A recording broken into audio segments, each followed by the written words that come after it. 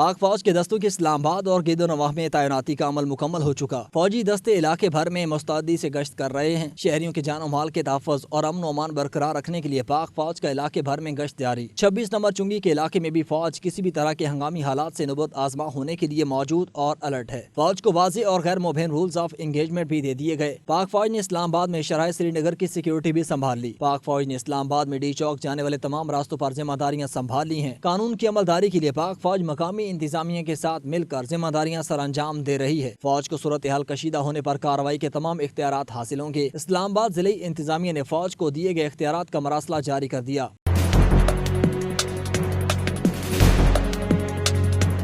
مقامی کمانڈر وفاقی پولیس کے ساتھ مل کر کارروائی کریں گے۔ شر پسند عناصر کے خلاف کارروائی اور گرفتاری کے بھی اختیارات دیے گئے۔ مظاہرین کے خلاف لاٹھی چارج اور آنسو گیس کی بھی اجازت ہوگی۔ مراسلے میں مزید کہا گیا کہ طاقت کا کم سے کم استعمال کیا جائے گا۔ شر پسندوں کی موجودگی یا خطرات کے اطلاع پر کارروائی کی جائے گی، جبکہ پولیس کی عدم موجودگی میں فوجی اہلکار جرم میں ملوث افراد کو گرفتار کر سکتے ہیں۔ ذرائع کا کہنا ہے کسی بھی شر پسند کو امن و امان کو خراب کرنے کی اجازت نہیں دی جائے گی۔ پاک فوج وفاقی دارالحکومت میں کسی بھی طرح کی شر پسندی سے آہنی ہاتھوں سے نمٹے گی۔